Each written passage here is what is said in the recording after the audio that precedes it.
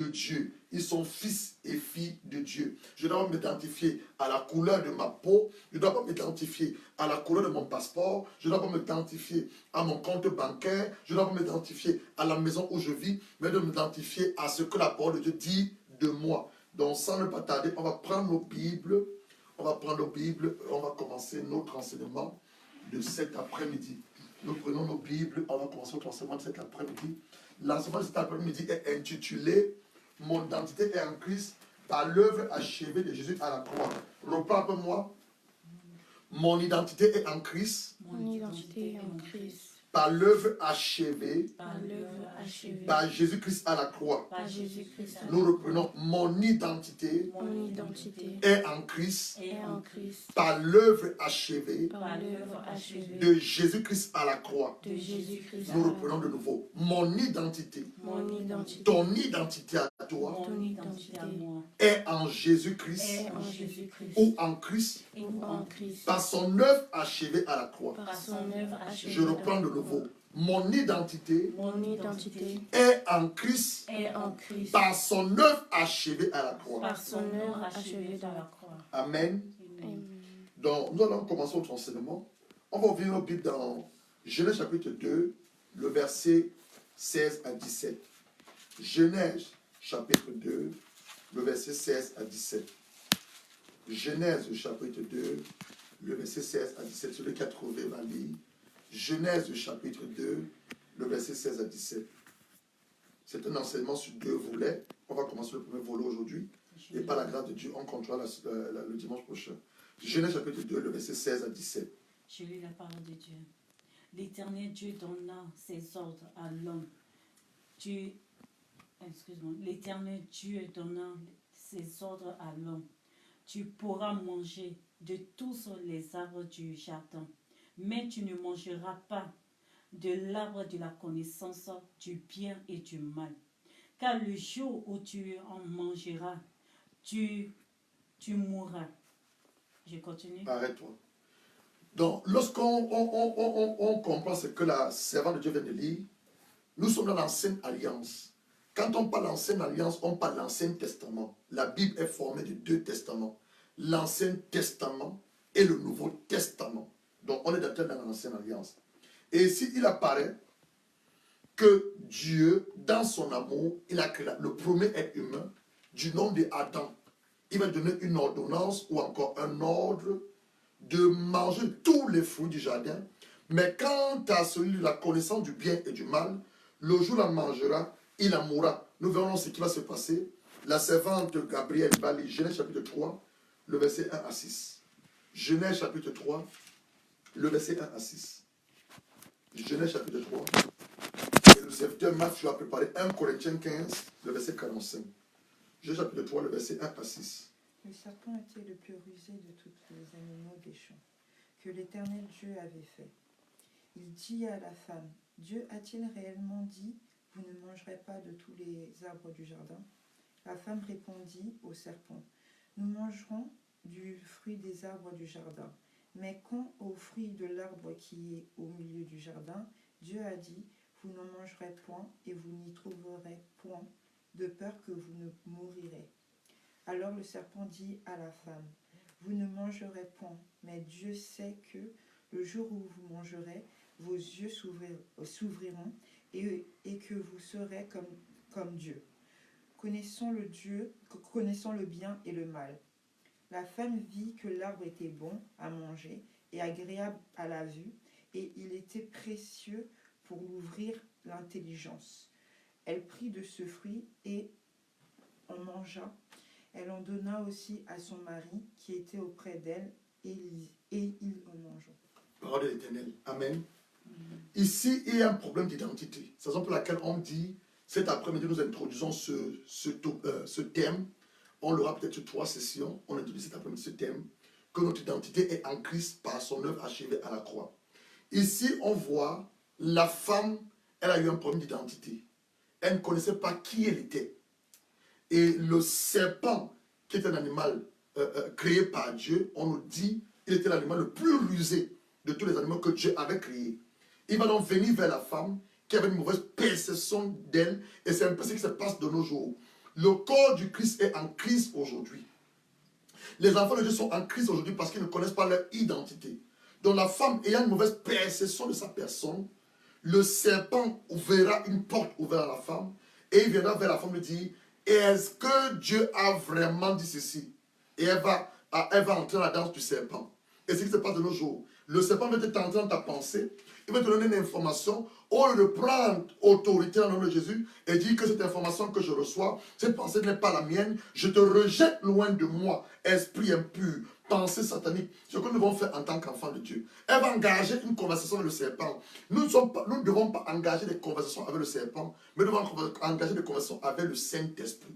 Alors, en engageant la conversation avec le serpent maintenant va se rendre compte qu'elle ne connaît pas son identité. Le corps du Christ aujourd'hui est dans le chaos parce que plusieurs personnes ne connaissent pas leur identité. Et les hommes de Dieu que Dieu a oint, il a mis à part, qui doivent enseigner le corps du Christ à connaître leur identité, ne font pas le travail. De nos jours, on est beaucoup plus concentré sur le ministère de la prospérité, le ministère de la guérison, le ministère de chasser les démons, qui n'est pas mauvais, qui est une très bonne chose. Mais nous devons revenir au B.A.B.A. de la vie chrétienne. Dis après-moi les B.A.B.A. de la vie chrétienne. Qu'est-ce que j'appelle les B.A.B.A. de la vie chrétienne? Les B.A.B.A. de la vie chrétienne, c'est simplement que vous compreniez une chose. Dieu veut introduire une ère nouvelle. Dieu veut amener un homme nouveau sur la terre. Parce que lorsque Lucifer, l'ange de lumière, responsable du ministère de la louange et de l'adoration, a désobéi à Dieu, l'orgueil s'est retrouvé dans son cœur. On le regarde dans Ézéchiel 28. Il va te projeter du ciel, mais il ne va jamais descendre du ciel sur la terre, comme la Bible nous le dit dans Apocalypse chapitre 12, mais il va descendre au deuxième ciel. Donc Dieu, pour faire comprendre à Lucifer que lui est le créateur, il va engendrer donc, il va donc faire venir sur la terre Adam. Adam connaissant qui il était, mais Adam n'a pas communiqué son identité à sa femme. Adam n'a pas communiqué sa responsabilité à sa femme. Devant la femme qui engage un dialogue avec le serpent, malheureusement pour la femme, elle sera séduite, elle sera abusée par le serpent parce que ne connaissant pas son identité. Dis après moi ce soir, je ne sortirai pas de ce lieu tant que je ne connais pas mon identité. Nous reprenons. Cet après-midi, dans la présence de mon Père, j'implore le Saint-Esprit de laisser tomber les écailles de mes yeux, de renouveler mon intelligence, d'ouvrir mon cœur à la puissance de la parole et à la révélation de cette écriture, afin que je puisse connaître mon identité et que je marche tête haute, poitrine bombée, car je suis fils de Dieu et je suis son élu, au nom du Seigneur Jésus-Christ. Donc lorsque Adam va pécher, Jésus est la personne choisie pour introduire ce nouveau être, cette nouvelle ère. On est maintenant à 1 Corinthiens 15, verset 45. 1 Corinthians chapter 15. 1 Corinthians chapter 15, verse 45. 1 Corinthiens 15, pendant que le frère Mathieu cherche, 1 Corinthiens 15, le verset 45, je vais le lire en français, il va le lire en anglais. 1 Corinthians chapter 15, 1 Corinthians chapter 15, verse 45. Je le lis en français. Jésus fut la personne choisie pour introduire ce nouveau être, cette terre nouvelle que Adam était supposé introduire sur la terre, mais il a péché. Donc Dieu maintenant a fait venir son fils Jésus-Christ pour introduire ce nouveau être, cette nouvelle ère dont nous sommes les enfants de Jésus, nous sommes les enfants de Dieu, mais nous sommes sortis ou engendrés par Jésus-Christ. Donc c'est lui qui va venir introduire cette nouvelle personne et cette nouvelle ère. 1 Corinthiens chapitre 15, 1 Corinthians chapter 15, verse 45. 1 Corinthians chapter 15, verse 45. 1 Corinthians chapter 15, Corinthians 15. 1 Corinthiens 15, le verset 45, je vais le lire en français. C'est pourquoi il est écrit, le premier homme, vous voyez, Adam, le premier homme, devint une âme vivante. Qu'est-ce que Adam est devenu une âme vivante? Adam est devenu une âme vivante lorsque dans Genèse chapitre 2, le verset 7, on dit que Dieu prenait la poussière de la terre, forma l'être humain et souffla dans ses narines un souffle de vie, et cet être humain devient une âme vivante. Donc on dit, c'est pourquoi il est écrit, le premier homme, Adam, devint une âme vivante. Dans une autre version, on dit un être vivant. Le dernier Adam est devenu un esprit vivifiant, ou encore un esprit qui donne la vie. Qu'est-ce qu'on essaie de nous expliquer ici? Je vous ai dit, c'est un enseignement, ce n'est pas une prédication. Qu'est-ce qu'on nous explique? Adam a été formé, la poussée la terre. Et Dieu a soufflé dans ses narines le souffle de vie, l'esprit de vie. Jésus n'est pas formé, la poussée la terre. C'est ça qu'on dit, le premier Adam, parce qu'on doit comprendre ça, c'est notre identité, c'est très important. Si nous comprenons ça, nous serons bénis. On dit le premier homme devait une âme vivante ou un être vivant. De quelle manière? Dieu forme le premier homme de la poussière de la terre. Et une fois dans sa narine, il devient une âme vivante. Ce n'est pas la même chose. Jésus, qui est le dernier Adam, il est devenu un esprit vivifiant ou un esprit qui donne la vie. Parce que Jésus a été conçu par le Saint-Esprit. Souvenez-vous dans Luc chapitre 1, le verset 37. Lorsque l'ange Gabriel a envoyé vers la Vierge Marie, il va saluer la Vierge Marie, il va dire, je te salue, toi à qui une grâce a été faite, et ceci pour moi une interpellation qu'on n'adore pas Marie. Marie n'était qu'une simple femme à qui Dieu a manifesté la grâce. Ceux qui adorent Marie, arrêtez d'adorer Marie. Ceux qui vont à Lourdes, arrêtez d'aller à Lourdes. Ceux qui prennent les chapelets, les croix, les photos de Jésus, de Marie, ce n'est pas Jésus, ce n'est pas Marie, c'est des top modèles. Et là, vous allez à Lourdes, si vous ne le savez pas, dans le livre des Actes, on parle de la déesse du ciel, Diane. C'est elle que vous allez adorer sans que vous vous rendez compte. Donc vous devez vous repentir. Donc on dit, la puissance de Dieu. On dit, la Bible dit ceci dans le Luc chapitre 1, verset 7, le 37. Lorsqu'il va saluer la Vierge Marie, il va dire qu'une grâce t'a été faite, toi qu'une grâce t'a été faite, et il va dire, tu accoucheras tu porteras dans ton sein le Fils de Dieu, il s'appellera Jésus, et elle lui demande comment cela s'arrivera, puisque je ne connais pas d'homme. Marie était fiancée à l'époque avec Joseph. Et là, on va lui dire ceci, l'ombre de Dieu te couvrira, et la puissance du Très-Haut sera sur toi. En d'autres termes, Jésus est le Fils du Saint-Esprit. Le Saint-Esprit est le Père de Jésus. C'est ça qu'on dit qu'il est devenu un esprit vivifiant. Un esprit qui donne la vie. Je te fais comprendre ça pour que tu comprennes une chose. Tu vas comprendre que tu es un esprit. Tu as une âme. Et tu vis dans un corps. Je reprends. Nous sommes des esprits. Dis avec moi, je suis un esprit. Je suis un esprit. Oui, si mon père ou mon grand frère Jésus-Christ, il a été conçu par le Saint-Esprit. Et comme je suis fils de Dieu, ça fait de moi quoi? Un esprit. Parce que je suis fils de Dieu. Dieu est esprit. Dieu ne porte pas la chair. Donc vous allez reprendre pour moi. Je suis un esprit. Je suis un esprit. Nous sommes des esprits.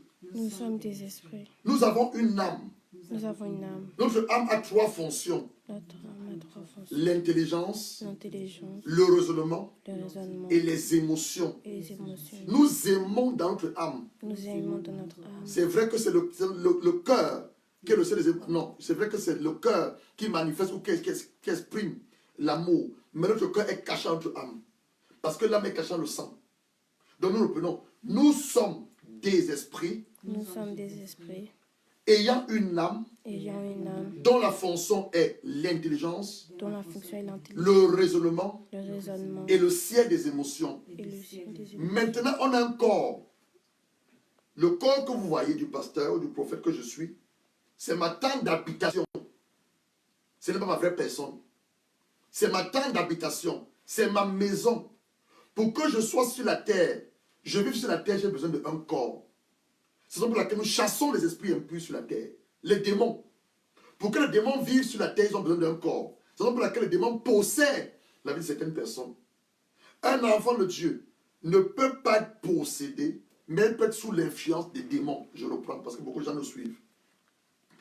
L'enfant de Dieu appartient à Dieu. Son esprit et l'esprit de Dieu deviennent un. Mais il peut être sous l'influence des démons. À cause de quoi? C'est son âme qui n'est pas régénérée. Son âme n'est pas restaurée. Donc nous sommes des esprits. On reprend. Nous sommes des esprits. Nous sommes des esprits. Nous avons une âme. Nous avons une âme. Notre âme a pour fonction l'intelligence. Donc quand nous réfléchissons, nous pensons, c'est la fonction, une des fonctions de l'âme. Le raisonnement, quand on raisonne, tu vas à l'école, on te donne une équation, tu raisonnes, c'est dans ton âme. Quand tu appliques maintenant dans tes cahiers, l'intelligence, c'est dans ton âme. L'âme encore a pour haute fonction le siège de nos émotions. Quand on aime, c'est dans l'âme. Ce n'est pas dans la chair, c'est dans l'âme. Amen. On va regarder maintenant, on va vérifier ça, que nous sommes des esprits. 1 Thessaloniciens chapitre 5, le verset 23. Comme j'ai dit, c'est un enseignement, on va doucement avec. 1 Thessaloniciens chapitre 5, le verset 23. 1 Thessaloniciens. Ou 1 Thessaloniciens. Non. Ils ont pas ça. 1 Thessaloniciens, chapter 5, verse 23. C'est vrai, Gabriel, tu as trouvé. 1 Thessaloniciens, chapitre 5, tu y es, le verset 23. Qu'est-ce qu'il nous dit? Verset combien? 23. Verset 23. C'est ça là, c'est ça là. C'est ça, c'est là. Verset 23 est là. Que le Dieu de paix, C'est marqué notre Seigneur Jésus. non, on commence avant. Que le Dieu de paix, 23-24. Ok. Que le Dieu de Que paix. le Dieu du Père nous sanctifie lui-même tout entière et que tout notre être, l'esprit, l'âme et le corps soient conservés Irréprochable. lors de l'avènement de notre Seigneur Jésus. Je reprends la parole, je reprends la lecture qu'elle vient de faire. Je te confirme par la parole de Dieu que tu es un esprit. Tu es une âme. Ton corps n'est lié. Ton corps n'est que ta tente d'habitation ou ta maison. Et voilà la parole de Dieu qui nous confirme. Que le Dieu de paix, notre Père, il est Dieu dans les cieux. Et c'est un Dieu de quoi? De paix. On dit vous sanctifie. Le mot sanctifier veut dire simplement mise à part, mettre mise à part, être saint comme les saints. Donc notre Père, le Dieu qui est dans les cieux, on dit que lui-même nous sanctifie. Donc il nous met à part. Il nous rend saints comme les saints, tout entier. Et que maintenant, tout votre être, regardez maintenant, notre être est formé de quoi? L'esprit. Ensuite quoi? L'âme. Et quoi? Et le corps. Soit conservé, irréprochable, lors de l'avènement de Jésus-Christ. Alors, qu'est-ce qu'on veut nous dire? Jésus revient bientôt. On ne peut plus ça à l'église, c'est une vérité. Il revient bientôt. Mais la parole de Dieu nous dit qu'avant que Jésus ne revienne, le Dieu de paix, lui-même va nous sanctifier, tout notre être. Il va commencer par quoi? Par l'esprit. Parce qu'il est esprit. Dieu n'a pas de corps. Dieu n'a pas de chair. Donc Dieu travaille avec notre esprit, par son esprit. Il va sanctifier notre esprit. Par le Saint-Esprit, notre esprit. Parce que l'être humain d'abord a son esprit.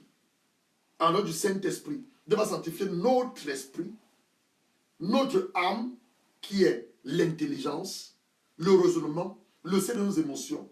Et ensuite le corps que nous portons, doit également être sanctifié. Pas la tente de démons, mais doit être le temple du Saint-Esprit. Jusqu'au retour de Jésus-Christ. Donc on va résumer maintenant. On résume. Nous sommes des esprits. C'est ça, non? Nous sommes des esprits. On a une âme et on vit dans un corps. On le prend, c'est un enseignement. Nous sommes des esprits. Nous avons une âme et nous vivons dans un corps. Ce corps, maintenant, après la mort, il retourne à la poussière. C'est pour laquelle quand les gens pleurent, ils ne savent pas ce qui se passe. Parce qu'ils n'ont pas cette révélation que vous avez aujourd'hui. Le corps est destiné à la poussière. Regardez Genèse chapitre 3, verset 18. Genèse chapitre 3, verset 18. Genèse chapitre 3, verset 18. Le corps retourne à la poussière. Genèse chapitre 3, Genesis chapter 3, verse 18. What is it written? De la vie. Genèse chapitre 3, verset 18. Non, c'est ça, Oui. De la vie, il te produira des épines et des renonces. Et Mhm. tu mangeras des lèvres des champs. Mhm. C'est assuré de ton visage Mhm. que tu mangeras du pain jusqu'à ce que tu retourneras dans la terre, Mhm. d'où tu es été pris, Mhm. car tu es poussière et tu retourneras dans la poussière. What is it written on your Bible? It will produce farms and fields for, Mhm. for you, Mhm. and you will eat the plants of the field. By the sweat of your brow, you will eat your food until you return to the ground, since from it you will take. For dust you are, and to dust you will return. Est-ce que vous comprenez pourquoi la terre ne peut pas garder Jésus? Est-ce que vous comprenez? On dit à Adam, parce que tu as désobéi, tu as écouté la voix de ta femme, tu as péché, l'Éternel maintenant va maudire Adam. Il va dire que la terre a été maudite à cause de toi. Elle te produisait des ronces. La terre ne produisait pas des ronces à l'époque. La terre produisait des fruits, elle produisait des bonnes choses. La terre était fertile. Mais à cause de la désobéissance, la terre est devenue maudite. Mais gloire soit rendue à Dieu parce que Jésus a purifié la terre par son sang. Elle te produit des ronces. Et c'est à la sueur de ton front que tu travailles. Donc, voilà, c'est la notion de travail. Plusieurs personnes ne veulent pas travailler. Ah, on est enfant de Dieu. On est cité de Dieu. Non, voilà la notion du travail. Nous tous sommes appelés à travailler. Nous sommes appelés à travailler. Ce que je fais maintenant, c'est le travail du Seigneur. Et il dit, tu retourneras où? Dans la terre. D'où tu étais tiré. Parce que tu es poussière, tu retourneras poussière. C'est donc pour laquelle quand quelqu'un meurt, qu'est-ce qu'on fait? Quand on enterre la personne, on prend la terre. Voilà l'explication. Quand quelqu'un meurt, on prend la terre. On dit, toi, tu es poussière et tu retournes poussière. On jette la terre sur le cercueil. C'est ça la signification. Beaucoup de gens ne comprennent pas. Mais c'est ça.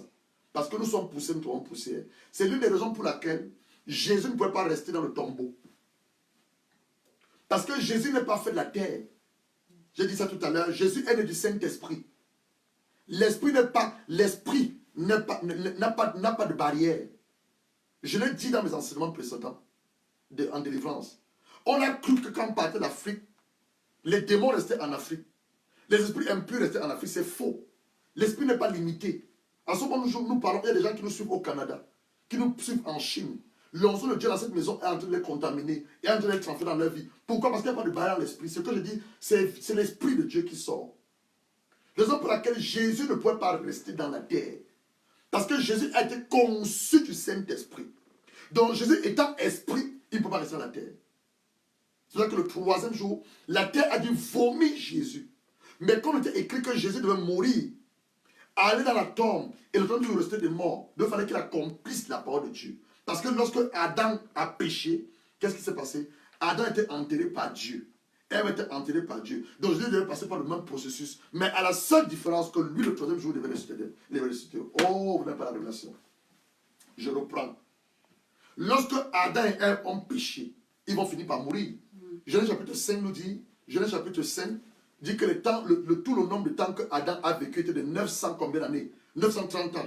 Donc il est mort. Sa femme aussi, Ève, est morte. Leurs enfants sont morts. Ils sont où? Dans le tombeau.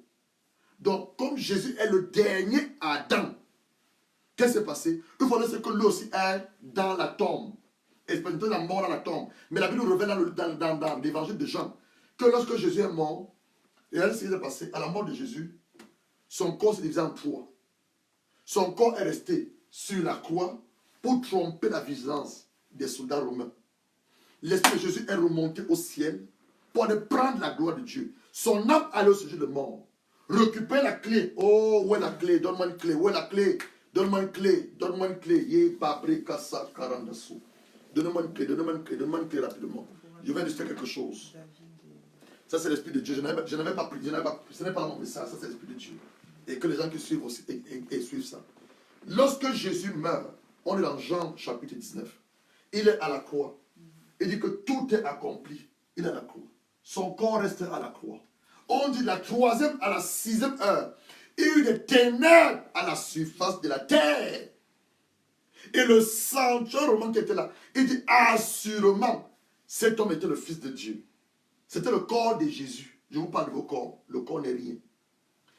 Quand on va maintenant prendre Jésus, on va mettre son corps dans le tombeau de Arimathée, l'âme de Jésus va aller où? Il va aller dans le séjour de la mort. Parce que monsieur Satan détenait la clé du séjour de la mort. Il avait enfermé les Abraham.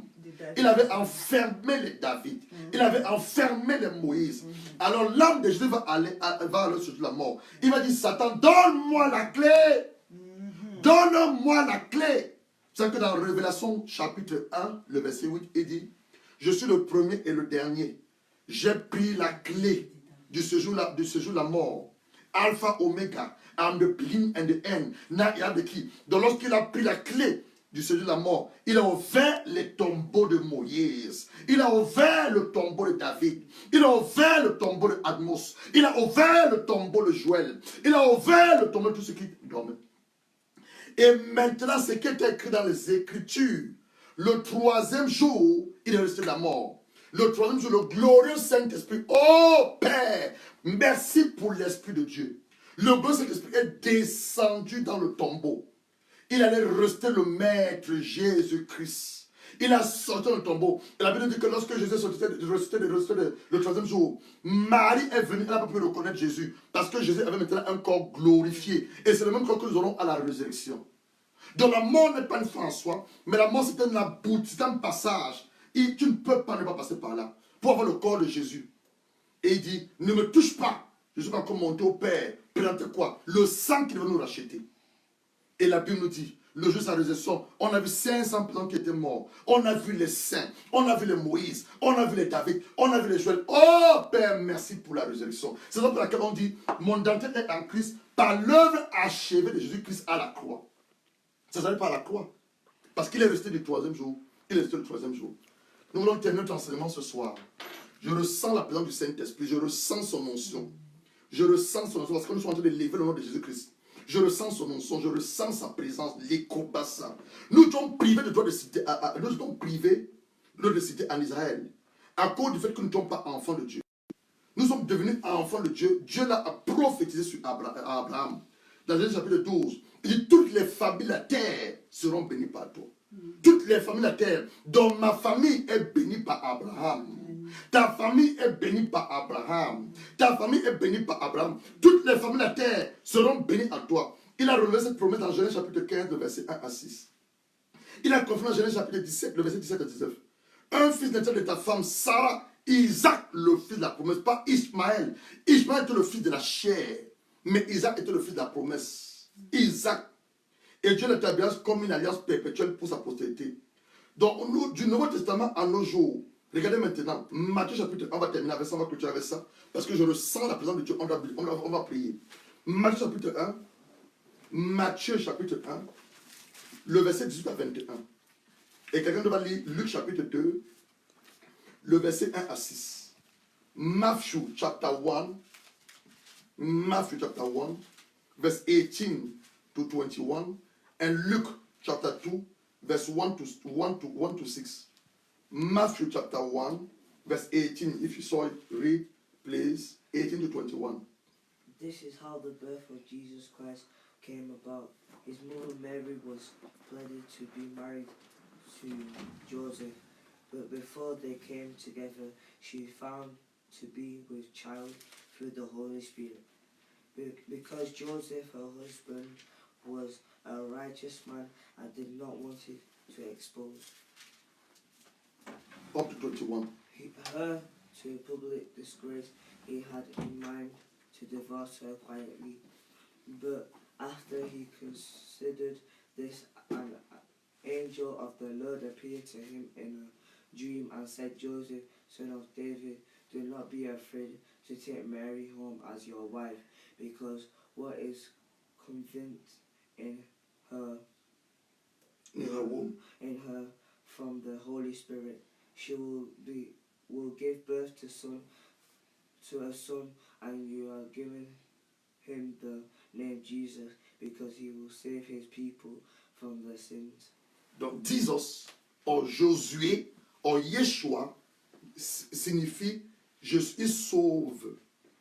Donc, je parle aux mamans maintenant qui donnent les noms aux enfants sans connaître les significations des noms. Avant de donner le nom à ton enfant, demande à Dieu qui est cet enfant qui est dans mon sein. Qu'est-ce qu'il vient faire sur la terre? La parole de Dieu nous révèle que Jésus, en venant sur la terre, il venait sauver le peuple. D'où là, on va dire à Marie, tu donnes le nom de Jésus, c'est lui qui sauvera son peuple. Yeshua, Josué, je sauve le peuple. La servante va lire Luc chapitre 1, verset 1 à 6, et nous allons prier. Luc chapitre 2, autant pour moi, the Gospel of Luke, Luke chapter 2, verse 1 to 6, et on va prier. En ce temps-là parut un édit de César Auguste, ordonnant un recensement de toute la terre. Ce premier recensement eut lieu pendant que Quirinius était gouverneur de Syrie. Tous allèrent se faire inscrire chacun dans sa ville. Joseph aussi monta de Galilée, de la ville de Nazareth, pour se rendre en Judée, dans la ville de David appelée Bethléem, parce qu'il était à la maison de la famille de David, afin de se faire inscrire avec Marie, sa fiancée, qui était enceinte. Pendant qu'il était là, le temps où Marie devait accoucher arriva, et l'enfant, son fils premier-né, elle l'amalota et le coucha dans une crèche parce qu'il n'y avait pas de place pour ceux dont le pays. Il y avait dans cette même contrée des bergers qui passaient dans les champs il y avait dans cette même contrée des bergers qui passaient dans les champs les veilles de la nuit pour garder leurs troupeaux. Et voici un ange du Seigneur leur apparut. Et la gloire du Seigneur resplendit autour d'eux. Ils furent saisis d'une grande frayeur. Mais l'ange leur dit, « Ne craignez point, car je vous annonce une bonne nouvelle qui sera pour tout le peuple le sujet d'une grande joie. C'est aujourd'hui, dans la ville de David, il vous est né un sauveur, qui est le Christ, le Seigneur. Et voici à quel signe vous le rencontrerez. Vous trouverez un enfant emmailloté et couché dans une crèche. Et soudain, il se joignit à l'ange une multitude de larmes. Il se joignit au mage, une multitude d'anges. Il se joignit au mage. Moi j'ai ange. Une multitude d'anges. Il se joignit à l'ange, une multitude d'armes célestes, louant Dieu et disant gloire à Dieu dans les cieux très hauts et paix sur la terre parmi les hommes qu'il agrée. Lorsque les anges... Jusqu'au verset 6. Ah. Le verset 6. Donc ici on nous annonce la naissance de Jésus. On dit Jésus va naître d'une Vierge Marie. Et on dit il y avait en ce moment des bergers. C'est pour laquelle je dis souvent Jean, Jésus n'est pas né en décembre. Mais comme le monde a arrêté le fait que c'est décembre et nous sommes prophètes, mais il n'est pas né en décembre. Parce que les mages ne sortent pas, on n'amène pas les brebis ou le pâturage en hiver. Parce qu'en décembre c'est en hiver, il n'est pas né en décembre. Personne ne sait quand est-ce qu'il est né sauf son père. On dit donc qu'il y avait là des mages qui amenaient leur troupeau manger. Et les anges vont les apparaître. D'abord l'ange va les apparaître. Vous dites aujourd'hui, c'est notre jour. On est quel jour aujourd'hui? Le 22? Le 24? Vous ne connaissez pas la date? On est le 24 novembre.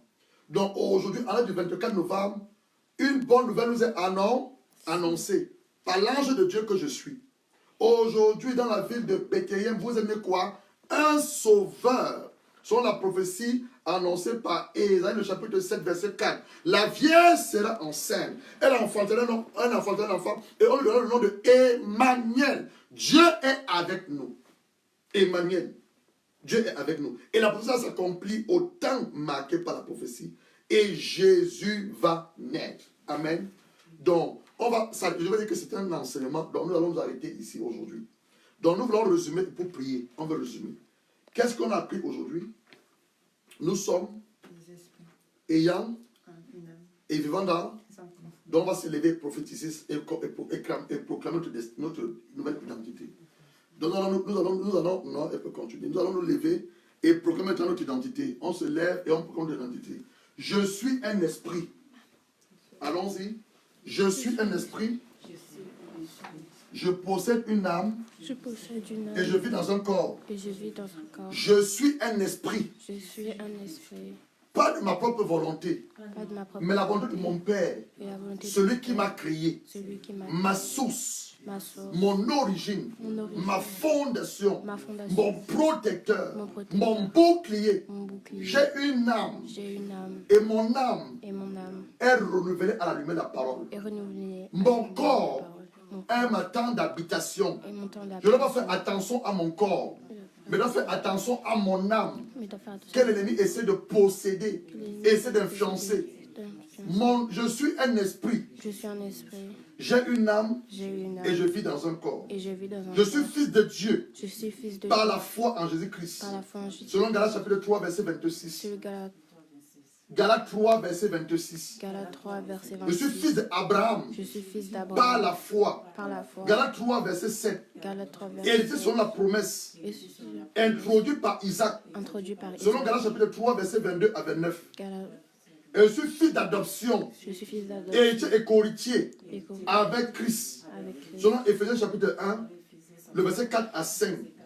D'où maintenant, D'où maintenant, 2 Corinthiens chapitre 5, 2 Corinthiens 5, le verset 17. le verset 17. Si quelqu'un est en Christ, Si quelqu'un est il en est une nouvelle créature, et une nouvelle création, une nouvelle création. une nouvelle création. Jean chapitre 1, Jean chapitre le verset 1, 12 à le 13. verset 12 à 13. À ceux qui ont cru, À ceux qui ont à cru, ceux qui ont reçu à ceux qui ont la reçu parole, la elle parole, a donné le pouvoir, elle a donné le pouvoir dunamis, de devenir de devenir enfant de Dieu, enfant de non Dieu, plus né non plus de la chair, de la chair, non plus né non plus de la volonté de l'homme, de la volonté de non l'homme, plus né non plus du sang, du mais sang, né de Dieu. mais né Je de suis Dieu. né de Dieu. Je suis né Je de suis Dieu. né de Dieu. Je suis né Je de suis Dieu. fils de Dieu. Je suis fils de Je Dieu. suis fils de Dieu. Je suis fils de Je Dieu. suis un esprit. Je suis un esprit. J'ai une âme. J'ai Et une je vis âme. dans un corps. Et je vis dans un Rendez grâce à Dieu. Rendez grâce à Dieu. Ye babri kasanda randasu. Lindo basanda randasu no basa. El shaka ye babri. Landa sandara. Rakasanda randasu.